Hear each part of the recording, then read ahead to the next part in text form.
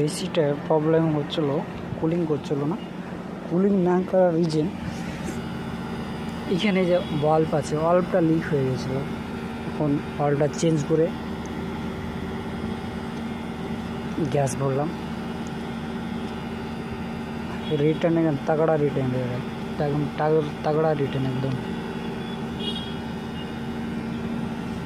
1 number चिल्लिस। Back pressure R32, back pressure 150 पे रही है।